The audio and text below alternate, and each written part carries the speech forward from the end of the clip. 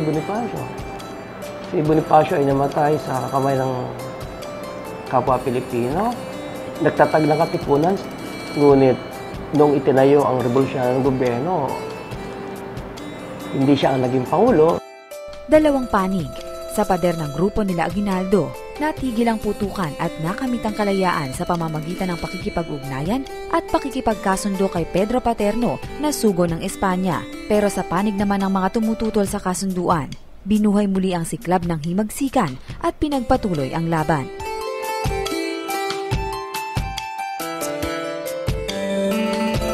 Nung nalagdaan na ang kasunduan yan, bali December 14, December 15, 1897, na yung petsa din ngayon, yung December 15, 1897, yun din ang pagwawakas ng himagsikan.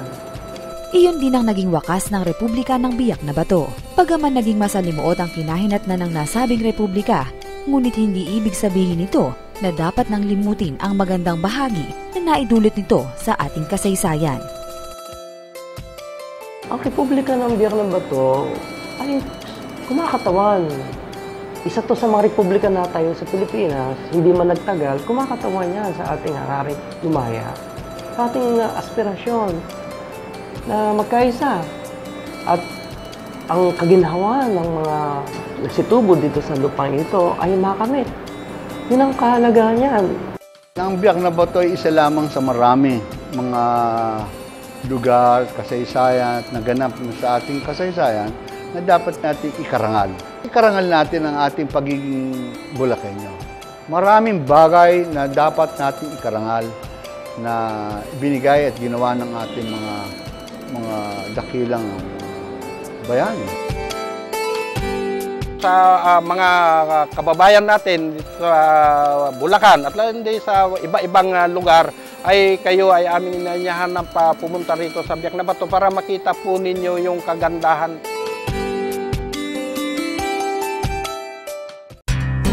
Ayon sa aklat ng historiador na si Ambeth Ocampo, ang mga dumalo sa Kongreso ng Malolos ay binubuo ng 43 lawyers, 17 physicians, 7 businessmen, 5 pharmacists or chemists, 3 teachers, 2 engineers, 2 artists, 1 priest, at 5 pa na hindi matukoy ang propesyon. Susunod, ang ikatlong republikang isinilang sa lalawigan ng Bulacan, ang Malolos Congress o ang First Republic of the Philippines.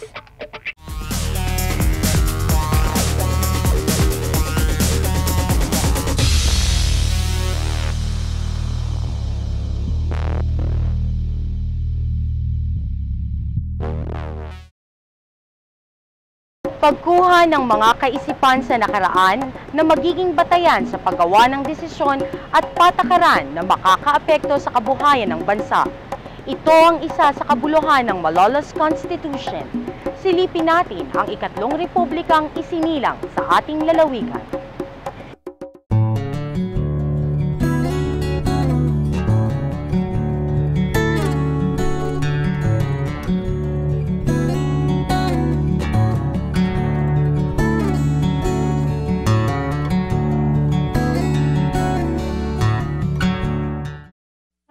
Ito ang lungsod ng Malolos na siyang kapital ng lalawigan ng Bulacan. Kung titingnan ng lungsod na ito, pawang ordinaryo, ngunit kung pakasusuriing mabuti, may mahalagang piraso ng kasaysayan ang matatagpuan dito. Narito ang Immaculate Conception Cathedral na nagsilbing palasyo presidensyal ni General Emilio Aguinaldo. Nasa Malolos din ang dambana ng Casa Real na naging printing press noong panahon ng Unang Republika ng Pilipinas. At sino ba ang makalilimot sa simbahan ng Baraswain na nakalagay sa lumang 10 piso? Ayon sa datos ng National Historical Commission, ang mga Augustinian missionaries ang nagtayo ng unang Baraswain na gawa sa Nipahat, ngunit ito ay nasunog noong 17th century. Ang simbahan ay muling itinayo sa Paseo del Congreso sa pangangasiwa ni Reverend Father Francisco Royo. Ngunit sa ikalawang pagkakataon, nasunog muli ang simbahan noong 1884. Ngunit nang sumunod na taon, ay muli itong ipinagawa sa pangunguna ni Reverend Father Juan Hiron. Sa simbahan ng Baraswain sumilang ang tinatawag nating Kongreso ng Malolos noong September 15, 1898. Ang Kongreso ng Malolos ay ito'y pagtitipon-tipon ng mga kinatawan sa iba't ibang lalawigan ng bansa, no? At ito'y binuo ng isang revolutionary government ni General Emilio Aguinaldo at dito ginawa sa simbahan ng Baraswain. Yung mga taga Malolos ay kinumbinsi si General Aguinaldo na dito ilagay yung pamahalaang nasyonal noon sapagkat sinasabi nila na nandirito ang malalaking pwersa. Meron tayong mga bahay na pwedeng maging opisina ng gabinete, meron tayong ferrocarril, meron tayong magandang daan. Even our river system ay magagamit na mode of transportation. So, yung mga bagay na yan, nakumbinsi si General Emilio Aguinaldo na dito dalahin yung revolutionary government at dito itayo yung tinatawag na kauna-unahang republika sa Asia. Nahalal na Pangulo ng Kongreso si Pedro Paterno. Ang una niyang naging hakbangin kasama ng kanyang mga kapwa-opisyal ay ang pagbuo ng Malolos Constitution. Nakita nila yung kahalagahan kapag makikipag-transact ka officially sa bansa, hindi pwedeng wala kang sinusunod na batas. So dito, napakahalaga na magkaroon ng isang konstitusyon na susundin. Walang pamahalaan dapat ang wala nito. Ano ang iyong magiging basihan sa pagkilos mo? Sa napakahalaga na mayroong konstitusyon ng isang bansa. Ito rin ang nag-ratify doon sa kalayaan ng Pilipinas. Yung speech ni Aguinaldo doon sa Kawit nung nagpahayag ng kalayaan, nabanggit niya doon sa pamamatnubay ng pamahalaang Amerikano.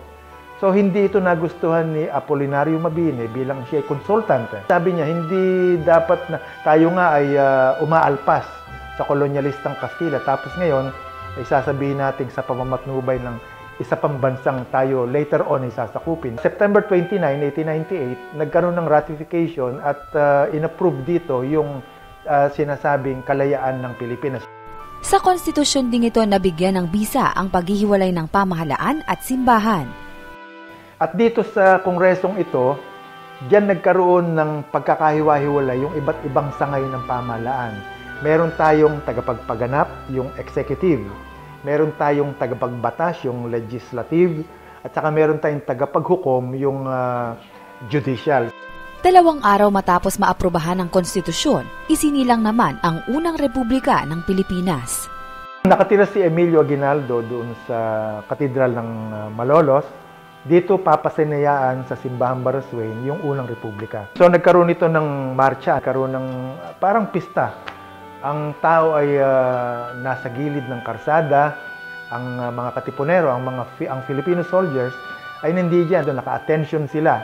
Habang dumadaan, nakasakay sa isang karwahe, si Aguinaldo, from cathedral, pumunta yan ng simbahan ng Baraswain. So, festive ang mood. May mga handaan at matatawa ka doon sa handaan ay mga French food. Ang sinasabi sa pag-aaral ay gustong ipakita ng pamahalang Aguinaldo na tayo ay sibilisadong tao. Yun ang isang dahilan kung bakit ang mga pagkain nila ay Europeo. Even yung kanilang damit ay Europeo, mga naka-coat sila. Iyan ang naging Baraswain noon, kanlungan ng unang pamahalaan, tahanan ng mga sinaunang bayani. Samantala, ito na ang Baraswain ngayon. From the very beginning, simbahan ito. Na yung mga tao nagpupunta upang sumamba sa Panginoon sa pamamagitan ng misa at makatanggap ng sakramento. From the very start, ito ay spiritual. No? This is what we call the house of God.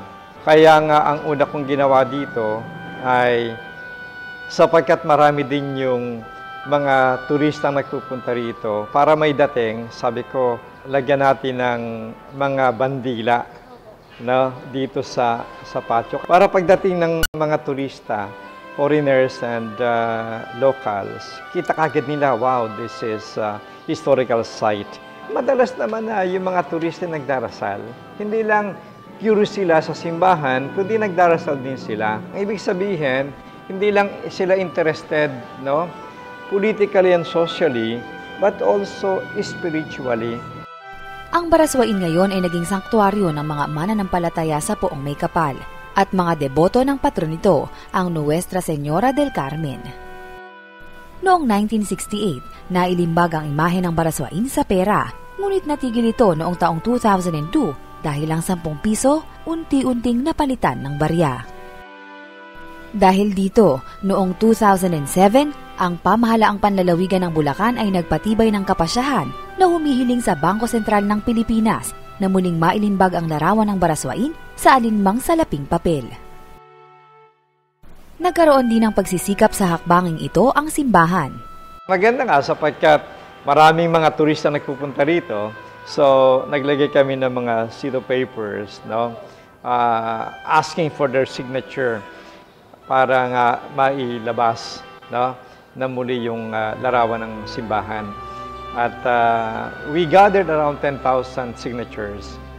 At pinadala namin yon kay President at the time, Gloria Macapagal Arroyo, no? At the same time, kay Central Bank Governor Tantangco. And at the same time, no, gusto rin naman ng ating first district congresswoman na si Mrs. Marivic Alvarado na kaya nagsilita si Mrs. Marivic Alvarado doon sa Congress, kinakampaign din na sana ibalik yung larawan ng simbahan ng Baraswain doon sa Philippine Peso Bills. Now, we are proud to say na salamat na ibalik sa 200 peso bills yung larawan ng simbahan ng Baraswain. At nakikita ng mga tao nga ngayon na ito yung 200 peso bills, nakita ng mga tao, anong simbahan ito? So, pagka yung tanong nila ng simbahan ito, so Baraswain, bakit narito yung simbahan ng Baraswain sa Philippine Peso Bills? So, papasok na naman yung history ng Pilipinas na kung saan ginawa dito yung first Philippine Constitutions. Tunay na mayaman sa kasaysayan ang lalawigan ng Bulacan. Nawa ay mabigyang halaga ito ng lahat, lalo na ng mga kabataan. I would like to invite everybody, especially the Bulacanos, to come here and see the church and also pray to Our Lady, no? Sapagkat, alam nyo, lalo sa mga taga-Malolos, na marami nagpupunta rito, na taga iba't ibang lugar.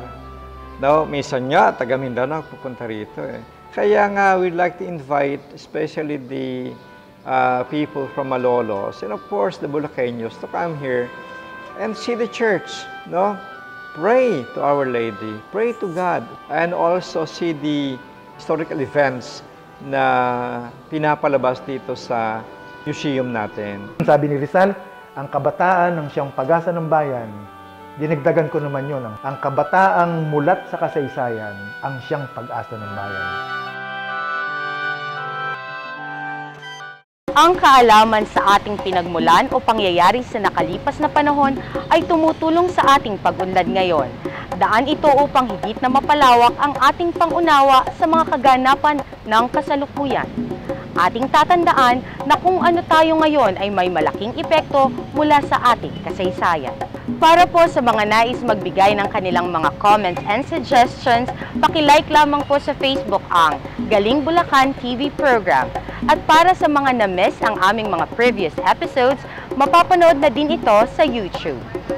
Hanggang sa susunod na linggo, sa ngalan ni Governor Wilhelmino C. Alvarado, ito po ang inyong kalalawigan, Katrina Ann Sabino Bernardo ng Bulacan. Huwag maging dayuhan sa iyong sariling bayan.